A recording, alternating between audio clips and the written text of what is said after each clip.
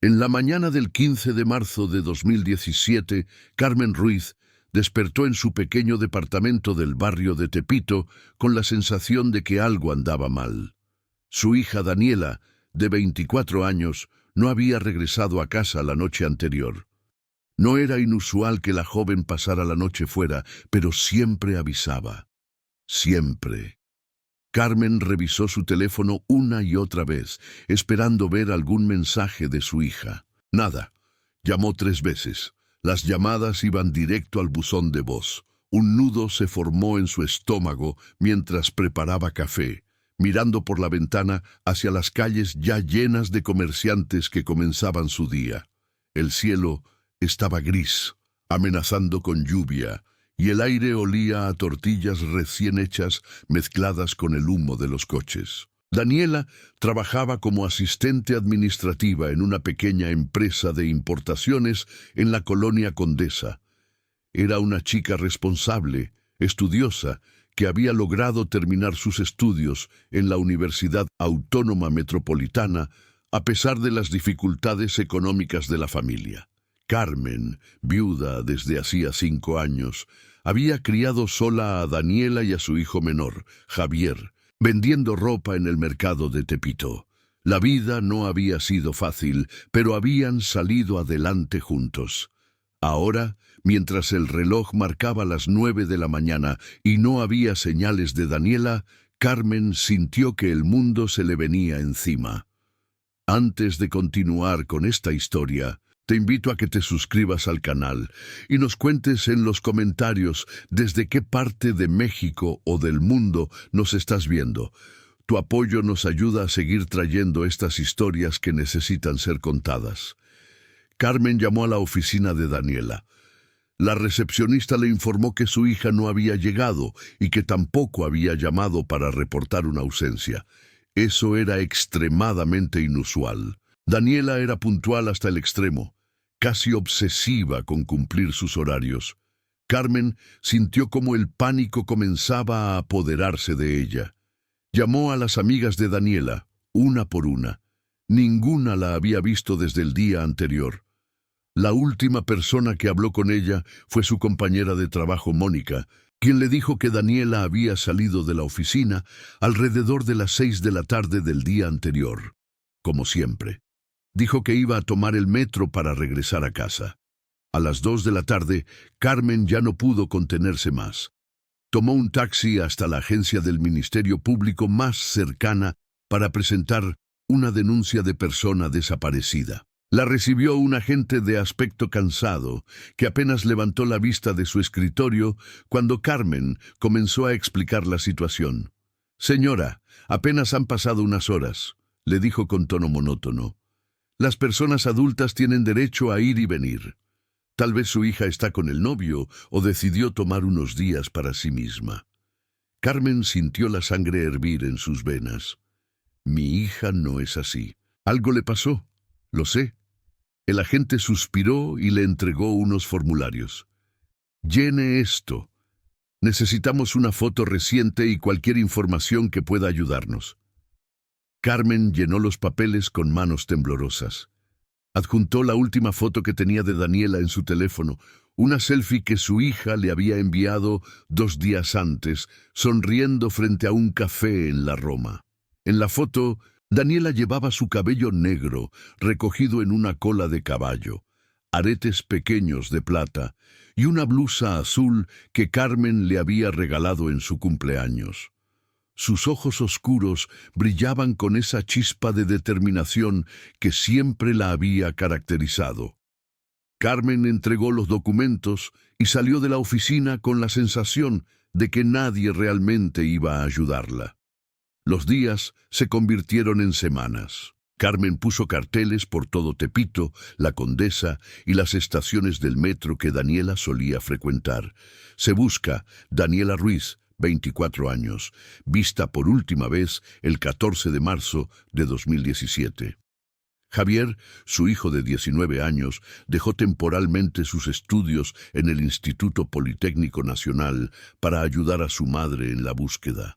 Juntos caminaron las calles, hablaron con comerciantes, taxistas, cualquiera que pudiera haber visto algo. Pero cada pista los llevaba a un callejón sin salida. La policía realizó algunas investigaciones iniciales. Revisaron las cámaras de seguridad de la estación del Metro Insurgentes, la más cercana a la oficina de Daniela. Las grabaciones mostraban a la joven entrando a la estación a las 6:23 de la tarde. Llevaba su mochila negra habitual y su teléfono en la mano. Subió al vagón con destino a Pantitlán. Después de eso, nada. No había registro de ella saliendo en ninguna otra estación. Era como si se hubiera desvanecido en el aire. El investigador asignado al caso, el detective Ramón Vega, un hombre de unos 50 años, con el rostro marcado por décadas de trabajo en casos difíciles, le explicó a Carmen las limitaciones. Señora Ruiz, el metro es un sistema enorme. Hay millones de personas que lo usan cada día. Las cámaras no cubren cada rincón. Es posible que su hija haya salido en una estación donde las cámaras no funcionaban o estaban en un ángulo que no la captó. Carmen no aceptaba esas explicaciones. Entonces encuentren testigos. Alguien tuvo que verla. Vega organizó un operativo con volantes en varias estaciones del metro durante las horas pico. Algunos transeúntes dijeron recordar haber visto a una chica que coincidía con la descripción de Daniela, pero nadie podía dar información específica. México era así, pensaba Carmen con amargura. Tantas personas desaparecían que ya nadie prestaba atención. Era apenas otra cara en un cartel. Otro número en las estadísticas aterradoras del país. Mónica, la compañera de trabajo de Daniela, se convirtió en una aliada crucial para Carmen. Era una mujer de 32 años, casada, madre de 2 niños, y había desarrollado un vínculo cercano con Daniela durante los 3 años que trabajaron juntas. Mónica le contó a Carmen detalles sobre los últimos días de Daniela en la oficina. Estaba un poco distraída la última semana, admitió Mónica durante una conversación en una cafetería cerca de la oficina. Le pregunté si todo estaba bien y me dijo que sí, pero noté que revisaba su teléfono más de lo normal, como si esperara un mensaje importante. Esa información le dio a Carmen una nueva línea de investigación. Solicitó a la policía que revisaran los registros telefónicos de Daniela. El proceso fue lento y burocrático, pero finalmente obtuvieron los datos. Los registros mostraban que en los días previos a su desaparición, Daniela había intercambiado varios mensajes con un número que no estaba guardado en su lista de contactos. También había realizado búsquedas en Internet sobre viajes a Perú, específicamente a Lima. Esto desconcertó a Carmen. Su hija nunca había mencionado interés en viajar a Sudamérica. No tenían el dinero para ese tipo de viajes. Vega intentó rastrear el número desconocido. Era un teléfono prepago que había dejado de funcionar días después de la desaparición de Daniela. Los mensajes de texto habían sido borrados del servidor y no había manera de recuperarlos. Era otro callejón sin salida. Sin embargo, las búsquedas sobre Lima abrieron una nueva posibilidad alarmante. Había planeado Daniela irse del país. ¿Por qué no le dijo nada a su madre? Carmen comenzó a revisar obsesivamente las pertenencias de su hija. En su habitación encontró un cuaderno donde Daniela anotaba sus pensamientos, casi como un diario. Las entradas más recientes hablaban de una oportunidad que podría cambiar todo, y de, finalmente, poder ayudar a mamá de verdad. Carmen lloró leyendo esas palabras. Su hija siempre había sido tan preocupada por la familia, tan determinada a salir adelante. ¿Pero qué oportunidad era esa? ¿Por qué el secreto? Mónica le sugirió a Carmen que hablara con Ricardo Mendoza, el jefe de Daniela. Ricardo era un hombre de 45 años, dueño de la pequeña empresa de importaciones. Cuando Carmen lo visitó en su oficina, Ricardo se mostró cooperativo, pero visiblemente incómodo. Daniela era una excelente empleada, dijo, ajustándose los lentes nerviosamente. Nunca tuve quejas de su trabajo. Es terrible lo que le pasó. Carmen notó algo en su tono, una tensión que no podía identificar exactamente. ¿Le mencionó algo sobre viajar a Perú?, preguntó Carmen directamente. Ricardo negó con la cabeza rápidamente, demasiado rápidamente. No, nunca. No tengo idea de por qué buscaría información sobre eso. Después de esa reunión, Carmen compartió sus sospechas con Vega. Ese hombre está ocultando algo, le dijo. Vega anotó sus observaciones, pero le recordó que las sospechas no eran evidencia. Necesitaban pruebas concretas. Sin embargo, Vega comenzó a hacer sus propias indagaciones sobre Ricardo Mendoza y su empresa. Lo que encontró fue interesante. La empresa tenía conexiones comerciales con varios países de Sudamérica, incluyendo Perú. Importaban textiles y artesanías. Vega solicitó una orden para revisar los registros financieros de la empresa, pero el juez la negó, argumentando que no había causa probable suficiente. Los meses pasaron, y el caso de Daniela se fue enfriando. Carmen y Javier no se dieron por vencidos. Organizaron marchas, buscaron apoyo en colectivos de familias de desaparecidos y mantuvieron viva la presión pública. Carmen aprendió que no estaba sola en su dolor. Había miles de familias en México viviendo la misma pesadilla, buscando a sus seres queridos sin respuestas, enfrentándose a un sistema que parecía más interesado en cerrar casos que en resolverlos. En septiembre de 2017, 6 meses después de la desaparición de Daniela, Carmen recibió una llamada que cambiaría todo. Era una mujer que se identificó como Patricia Herrera, trabajadora social en Lima, Perú.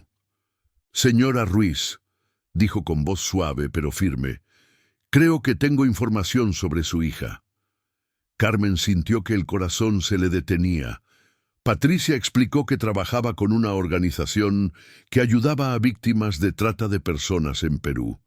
Una joven mexicana llegó a nuestro refugio hace 2 semanas. No quiso dar su nombre real, pero cuando vio uno de los carteles de personas desaparecidas que compartimos en redes sociales, reconoció a alguien. Dijo que conocía a esa chica. Carmen le suplicó a Patricia que le dijera más. Patricia fue cautelosa. La joven está traumatizada y teme por su seguridad, pero me dio permiso de contactarla porque dijo que lo que le pasó a su amiga no estaba bien, que alguien tenía que saberlo. Patricia le envió a Carmen por correo electrónico una foto que la joven había tomado de manera discreta. Era borrosa, tomada desde cierta distancia, pero mostraba a un grupo de mujeres jóvenes saliendo de un edificio en lo que parecía ser un barrio industrial de Lima. Una de las mujeres del fondo, con el rostro parcialmente oculto por el cabello, se parecía a Daniela. Carmen amplió la foto una y otra vez en su computadora, llorando. ¿Era realmente su hija? No podía estar completamente segura, pero algo en la postura, en la forma de caminar, le decía que sí. Llamó inmediatamente a Vega. El detective estudió la imagen y admitió que había similitudes, pero que no era evidencia concluyente. Sin embargo, esta nueva información dio un giro dramático a la investigación. Si Daniela estaba viva y en Perú, eso significaba que había sido víctima de trata de personas, probablemente engañada con falsas promesas de trabajo. Vega contactó a sus contrapartes en la Policía Nacional del Perú a través de Interpol. Compartió toda la información del caso y la fotografía. Las autoridades peruanas iniciaron su propia investigación. Mientras tanto, Carmen comenzó a juntar dinero para viajar a Lima. Necesitaba estar allá. Necesitaba buscar a su hija ella misma. Javier le dijo que iría con ella, pero Carmen insistió en que se quedara y terminara el semestre en el Politécnico. «Uno de nosotros tiene que mantener la vida normal», le dijo. aunque ambos sabían que nada sería normal hasta que encontraran a Daniela. Patricia continuó siendo un enlace vital. Le explicó a Carmen que las redes de trata operaban con sofisticación, engañando a mujeres jóvenes con ofertas de empleo legítimas en el extranjero. Las contactan a través de redes sociales o referencias de trabajo, explicó Patricia. Les prometen buenos salarios, papeles en regla, una vida mejor. Cuando llegan al país de destino, les confiscan sus documentos y las obligan a trabajar en condiciones de explotación, ya sea en fábricas, servicio doméstico o peor. Carmen sintió náuseas imaginando a su hija en esa situación. La investigación en México tomó un nuevo rumbo. Vega volvió a enfocarse en Ricardo Mendoza y su empresa. Con la nueva información sobre posible trata internacional, consiguió la orden judicial que necesitaba. Al revisar los registros detalladamente, descubrió transacciones sospechosas, pagos a consultores en Lima que no tenían una explicación comercial clara. También encontró correspondencia por correo electrónico entre Ricardo y un contacto en Perú, discutiendo envíos especiales y usando un lenguaje codificado que sugería algo más que comercio de textiles. Cuando Vega interrogó nuevamente a Ricardo, esta vez con evidencia más sólida, el hombre comenzó a quebrarse.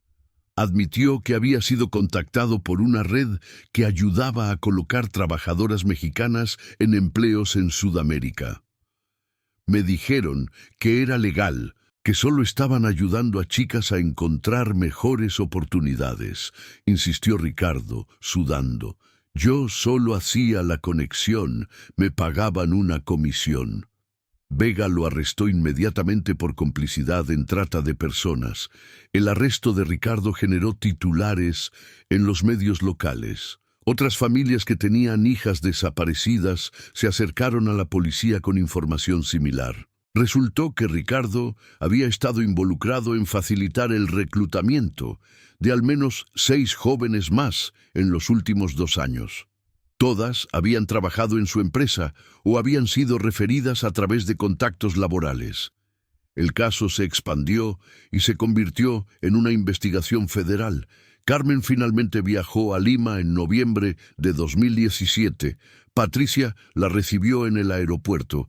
Era una mujer de unos 60 años, con el cabello gris recogido en un moño, ojos cálidos pero cansados que habían visto demasiado sufrimiento. «Vamos a encontrarla», le prometió a Carmen mientras la abrazaba. Durante las siguientes semanas, Carmen y Patricia trabajaron junto con la policía peruana, visitando los lugares donde supuestamente operaba la red de trata. El edificio de la foto resultó ser una fábrica textil en el distrito de Villa El Salvador, en las afueras de Lima. Cuando la policía realizó una redada, encontraron a más de 20 mujeres trabajando en condiciones deplorables, con jornadas de 16 horas, sin paga adecuada, vigiladas constantemente. Sus pasaportes habían sido confiscados, muchas eran de Venezuela, Colombia, Ecuador y México. Pero Daniela no estaba entre ellas. Carmen sintió que se hundía en la desesperación. Había viajado tan lejos, había tenido tanta esperanza. Una de las mujeres rescatadas, una colombiana de 26 años, llamada Alejandra, se acercó a Carmen después del rescate. «Yo conocí a tu hija», le dijo en voz baja. «Estuvo aquí hace 2 meses, pero la trasladaron». Alejandra explicó que las mujeres que causaban problemas o que trataban de escapar eran movidas a otras ubicaciones. Daniela intentó comunicarse con su familia. La descubrieron. Después de eso, no la volví a ver. Esa información fue dolorosa pero crucial. Significaba que Daniela había estado viva, al menos hasta hacía 2 meses, y que estaba luchando. La policía intensificó sus esfuerzos, siguiendo las conexiones de la red. Descubrieron que operaban al menos 3 ubicaciones diferentes en Lima y sus alrededores. Los líderes de la red eran ciudadanos peruanos con vínculos con organizaciones criminales transnacionales. En diciembre de 2017, mientras la temporada navideña se acercaba y Carmen se debatía entre quedarse en Lima o regresar temporalmente a México para estar con Javier, recibió un mensaje de texto de un número desconocido. El mensaje decía simplemente: «Mamá, estoy bien. No dejes de buscar. Zona industrial Ate». Carmen gritó al leer el mensaje. Le mostró inmediatamente a Patricia y a la policía. Intentaron rastrear el número, pero había sido enviado desde un teléfono que se apagó inmediatamente después. Ate era un distrito al este de Lima, conocido por sus parques industriales. La policía organizó operativos de vigilancia en la zona, buscando edificios que pudieran estar albergando trabajadoras en condiciones irregulares. Tomó 2 semanas de trabajo minucioso, pero finalmente identificaron una bodega que operaba oficialmente como centro de distribución de ropa, pero que tenía características sospechosas: ventanas selladas, movimiento de personas en horarios irregulares y un sistema de seguridad desproporcionado para el tipo de negocio declarado. El 23 de diciembre de 2017, a las 5 de la mañana, un equipo especial de la policía realizó una redada coordinada. Carmen esperó afuera, acompañada por Patricia, temblando no solo por el frío de la madrugada limeña, sino por la anticipación y el miedo. Escuchó gritos, movimiento, el sonido de puertas siendo forzadas. Parecieron pasar horas, aunque probablemente fueron solo minutos. Cuando finalmente comenzaron a sacar a las mujeres del edificio, Carmen escudriñó cada rostro desesperadamente. Eran 11 en total, todas jóvenes, todas con miradas asustadas y confundidas. Y entonces la vio. Daniela salió caminando lentamente, apoyada por 2 agentes de policía. Estaba delgada, mucho más delgada que antes, con el cabello más largo y sin brillo, ojeras profundas. Pero era ella, era su hija. Carmen corrió hacia ella sin pensar, rompiendo el perímetro de seguridad. Los agentes intentaron detenerla, pero Patricia intervino. «Es su madre», explicó rápidamente. Madre e hija se encontraron en medio de la calle, abrazándose y llorando. Daniela temblaba en los brazos de Carmen. «Perdón, mamá», repetía una y otra vez. «Perdón por haberte hecho esto». Carmen no podía hablar. Solo sostenía a su hija, acariciaba su cabello, verificaba que realmente era real. En el hospital, los médicos examinaron a Daniela. Estaba desnutrida, deshidratada y mostraba signos de estrés postraumático severo. Físicamente se recuperaría, dijeron los doctores. El daño psicológico tomaría más tiempo. Durante los días siguientes, mientras Daniela estaba bajo cuidado médico y psicológico, comenzó a contar su historia en fragmentos, cuando se sentía capaz. Le había llegado una oferta de trabajo a través de un contacto de Ricardo. Le prometieron un puesto en Lima como asistente de gerencia en una empresa textil, con un salario 3 veces mayor a lo que ganaba en México. Los papeles parecían legítimos. Le pagaron el vuelo. Cuando llegó a Lima, la recogió alguien del aeropuerto, pero en lugar de llevarla a un hotel como habían prometido, la llevaron directamente a la fábrica en Villa El Salvador. Allí le confiscaron su pasaporte y su teléfono. Le dijeron que tenía una deuda por los costos del viaje y que trabajaría hasta pagarla. Daniela intentó escapar 2 veces. La primera vez la descubrieron antes de que pudiera salir del edificio. La segunda vez logró llegar a la calle, pero no conocía Lima, no hablaba quechua que algunos locales usaban y no tenía dinero ni documentos. La encontraron en una estación de autobuses y la golpearon como advertencia. Después de eso, la trasladaron a la ubicación de Ate, donde la vigilancia era más estricta. Sin embargo, Daniela nunca perdió la esperanza. Logró acceder brevemente a un teléfono de uno de los guardias que se descuidó.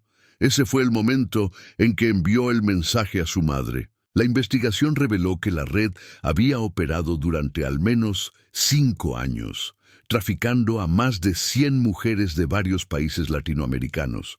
Los líderes peruanos fueron arrestados junto con sus cómplices en México, incluyendo Ricardo Mendoza y otros 2 reclutadores. El caso se convirtió en uno de los más grandes de trata internacional entre Perú y México en años recientes. Carmen y Daniela regresaron a México en febrero de 2018. El regreso no fue fácil. Daniela enfrentaba pesadillas constantes, ataques de ansiedad y dificultad para reintegrarse a la vida normal. Comenzó terapia intensiva con especialistas en trauma. Carmen dejó temporalmente su trabajo en el mercado para cuidar de su hija tiempo completo. Javier, ahora más maduro tras los meses de crisis, se convirtió en un pilar de apoyo para ambas. La historia de Daniela se compartió en medios nacionales como una advertencia sobre los peligros de la trata de personas y la importancia de verificar ofertas de empleo que parecen demasiado buenas para ser verdad. Carmen comenzó a trabajar con organizaciones de víctimas, compartiendo su experiencia para ayudar a otras familias. Patricia y ella mantuvieron contacto regular, desarrollando una amistad forjada en las circunstancias más difíciles. 2 años después, en 2020, Daniela testificó en el juicio contra los miembros de la red de trata. Fue uno de los momentos más difíciles de su recuperación, tener que revivir los detalles de su secuestro y cautiverio. Pero lo hizo con valentía, su voz temblando al principio, pero volviéndose más firme a medida que avanzaba su testimonio. Su declaración fue instrumental en asegurar condenas largas para los perpetradores. El detective Vega, quien nunca abandonó el caso, incluso cuando parecía imposible resolverlo, recibió reconocimiento por su trabajo. Le dijo a Carmen en una reunión después del juicio: «Hay muchos casos que no terminan así. Me alegra que este sí, pero no fue mi trabajo lo que marcó la diferencia. Fue su determinación. Usted nunca dejó de buscar, nunca dejó de creer que su hija estaba viva. Eso es lo que la trajo de vuelta». Daniela retomó lentamente su vida.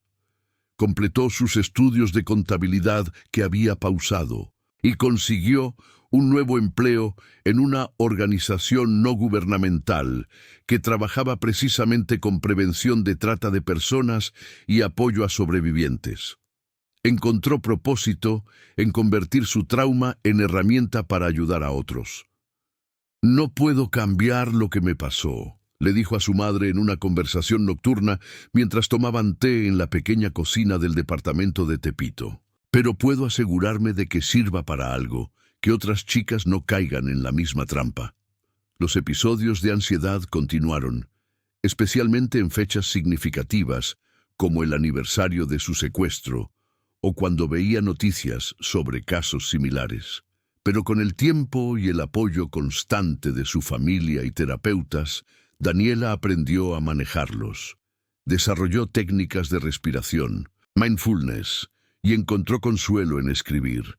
Comenzó un blog anónimo donde documentaba su proceso de sanación, que se volvió popular entre otros sobrevivientes de trauma. Carmen, por su parte, nunca volvió a ser la misma persona que era antes de marzo de 2017. La experiencia la había cambiado profundamente. Se había vuelto más fuerte en algunos aspectos, más consciente de las realidades oscuras del mundo, pero también más vulnerable emocionalmente.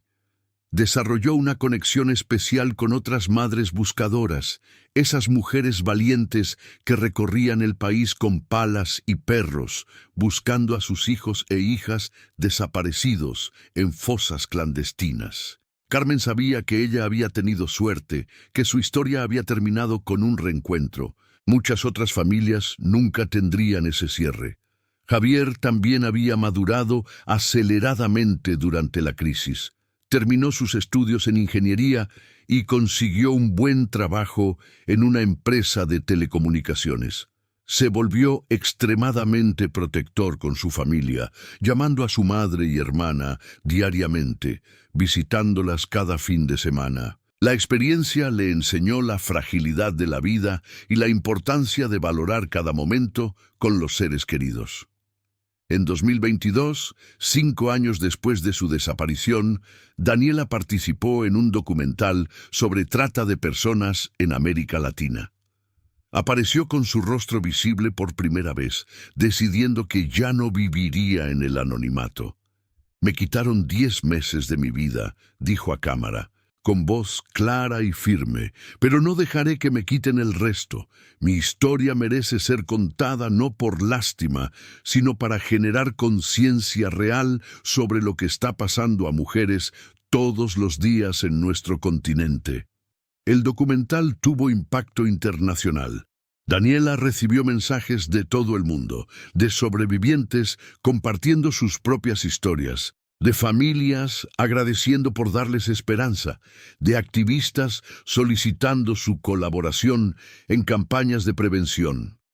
Se convirtió, sin haberlo buscado intencionalmente, en una voz importante en el movimiento contra la trata de personas en México y Latinoamérica.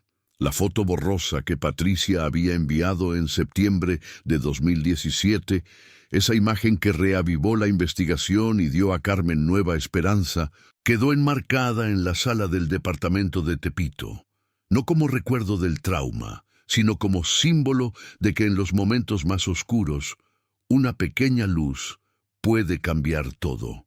Esa foto, enviada por error o por destino según la perspectiva de cada quien, había sido el inicio del camino que llevó a Daniela de vuelta a casa.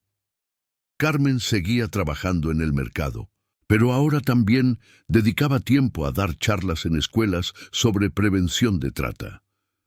Compartía la historia de Daniela con padres y jóvenes, enfatizando las señales de alerta, ofertas de trabajo no verificables, solicitudes de documentos personales antes de conocer al empleador, promesas de salarios extraordinarios sin explicación clara del trabajo. Si algo parece demasiado bueno para ser verdad, probablemente lo es, repetía en cada charla.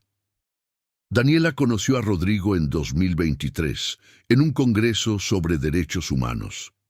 Él era abogado especializado en derecho internacional humanitario.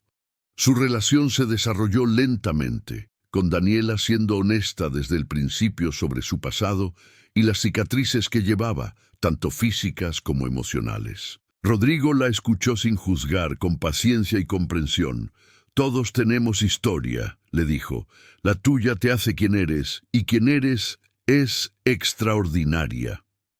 El día que Daniela le presentó Rodrigo a su madre, Carmen lloró, no de tristeza, sino de alegría al ver a su hija riendo genuinamente, con una luz en los ojos que había temido nunca volver a ver.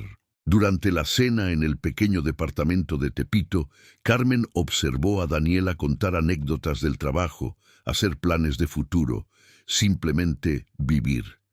Era un milagro cotidiano que nunca daría por sentado. Patricia visitó México en 2024. Fue un encuentro emocional. Las dos mujeres, la trabajadora social peruana y la madre mexicana, unidas por circunstancias extraordinarias, se abrazaron en el aeropuerto con lágrimas de alegría. Patricia pasó una semana en Ciudad de México, conociendo a Javier, recorriendo Tepito con Carmen y pasando largas horas conversando con Daniela sobre su recuperación. «Eres mi mayor éxito», le dijo Patricia a Daniela. «No solo sobreviviste, prosperaste, le diste significado al dolor». En una noche especial durante esa visita, organizaron una pequeña reunión en el departamento. Estaban Carmen, Javier, Daniela, Rodrigo, Patricia, el detective Vega que había conducido la investigación, y Mónica, la amiga y excompañera de trabajo de Daniela que nunca dejó de apoyar a la familia.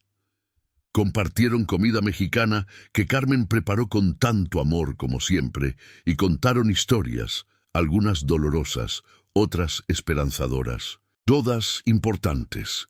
Vega compartió que el caso de Daniela había inspirado cambios en los protocolos de investigación de personas desaparecidas en la Ciudad de México. Ahora se prestaba más atención inmediata a estos casos, especialmente cuando involucraban posible trata internacional. Tu historia salvó otras vidas, le dijo a Daniela. Los cambios que implementamos gracias a lo que aprendimos de tu caso ayudaron a rescatar a otras mujeres más rápidamente. Daniela anunció esa noche que estaba escribiendo un libro, no solo sobre su experiencia, sino sobre el sistema completo. ¿Cómo operan las redes de trata? ¿Qué fallas en las instituciones permiten que prosperen? ¿Qué se puede hacer individual y colectivamente para combatirlas? Quiero que sea una herramienta, explicó. No solo una historia personal, sino algo que realmente pueda usarse para generar cambio. Carmen miró a su hija con orgullo absoluto. La joven asustada que había sido rescatada de esa bodega en Lima había florecido en una mujer fuerte, decidida a convertir su experiencia traumática en fuerza para el cambio social. El camino no había sido fácil. Todavía tenía días difíciles, pero estaba aquí. Estaba viva y estaba luchando no solo por sí misma, sino por todas las mujeres que seguían atrapadas en situaciones similares. La historia de Daniela Ruiz no tuvo un final tipo cuento de hadas. El trauma no desapareció mágicamente. Las pesadillas ocasionales continuaron. Ciertos olores, sonidos o situaciones todavía podían desencadenar recuerdos angustiantes. Pero ella aprendió a vivir con esas cicatrices, a no dejar que definieran su vida completa. En 2025, 8 años después de su desaparición, Daniela dio una conferencia en la Universidad Autónoma Metropolitana, su alma mater. El auditorio estaba completamente lleno de estudiantes, profesores y miembros de organizaciones civiles. Carmen, Javier y Rodrigo estaban en primera fila. Cuando Daniela subió al escenario, recibió una ovación de pie antes incluso de comenzar a hablar.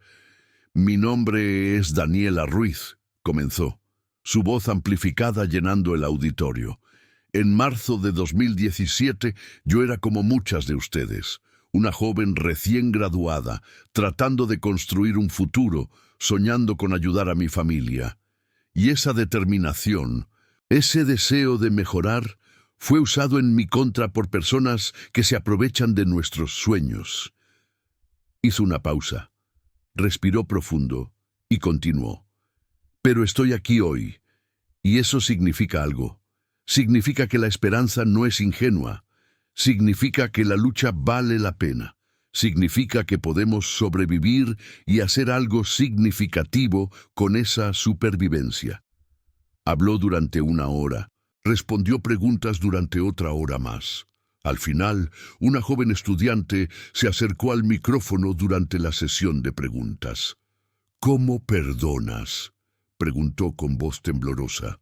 «¿Cómo perdonas a las personas que te hicieron eso?». Daniela consideró la pregunta cuidadosamente. «No estoy segura de haber perdonado completamente», admitió con honestidad. «Y no estoy segura de que tenga que hacerlo. Lo que hicieron fue imperdonable, pero aprendí a soltar la rabia porque estaba destruyéndome a mí, no a ellos. Aprendí que justicia no es lo mismo que venganza y que puedo buscar una sin dejar que la otra me consuma. Aprendí que mi sanación no depende de su arrepentimiento, que probablemente nunca vendrá.